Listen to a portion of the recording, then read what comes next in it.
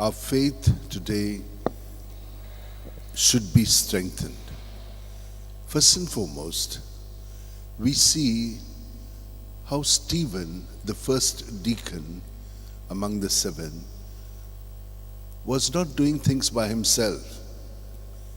Grace and power, these are the two words that are mentioned there. All of us, through our baptism, are given grace and power of Jesus in us.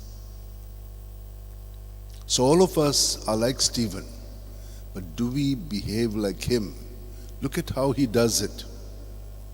When he's confronted, filled with the Spirit, which is given to us in baptism, he looks up, and what does he see?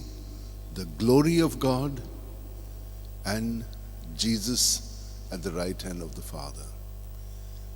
And so what he has been revealed through the Spirit, he proclaims it to them. And what did they do? They hate him for it. They drag him out and kill him, stone him to death. Are these his words? Is this his, dreams? No. All come from God. Look at what happened to Saint Francis Xavier. When Ignatius met him, he told him the word of God. What does it profit a man if he gains the whole world and loses his soul? He could not take it. He had another reaction. He went away from him. But he stayed in his vicinity because they were all staying in the same room. But he did not like him. He hated him.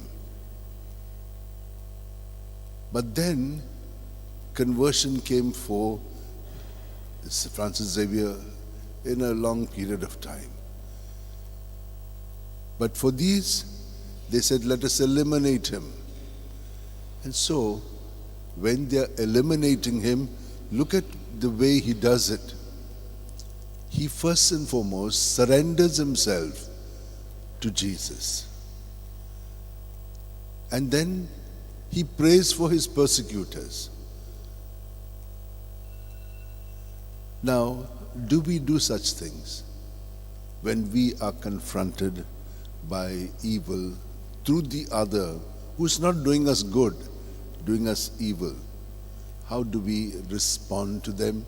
Do we react by doing what they are doing? Or do we, like Saint Stephen, are saying, Lord, I surrender myself to you. You tell me what I have to say to them. And that is what Jesus is saying. Do not be afraid what you are to say and what you are to do, for in that hour it is not you, it is the Spirit of my Father who will speak through you. Now, my dear sisters and brothers, do we not know all of this? We know it, but we need to practice it. And for this reason, we need to do something that will constantly keep us alert. And Jesus tells us, be alert.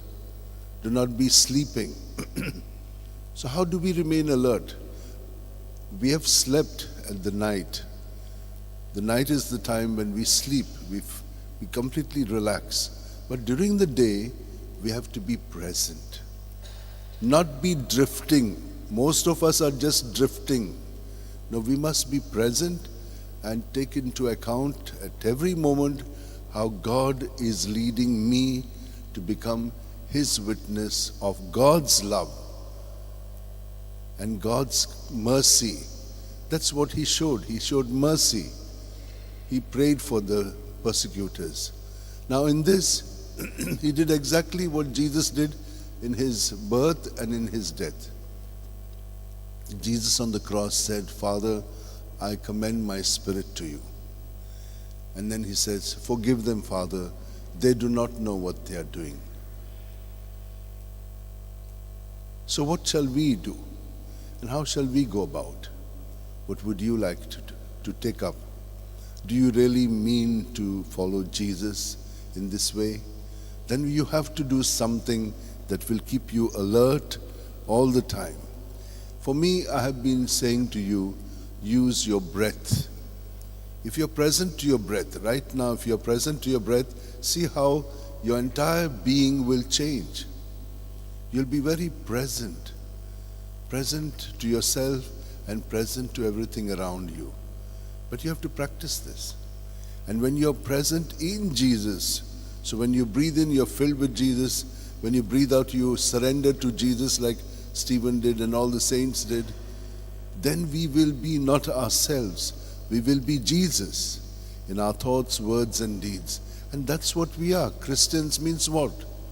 That we are not ourselves, but we are unique cells in His body that perform His work wherever we are placed and situated. My dear sisters and brothers, let us ask that we are not drifters, but that we are all the time present. What have you learned over these years as the word that God has given to you? Which is that word? And have you been living this out? Then let us ask for that grace and live it fully, just like Stephen did. Let's hold our hands together.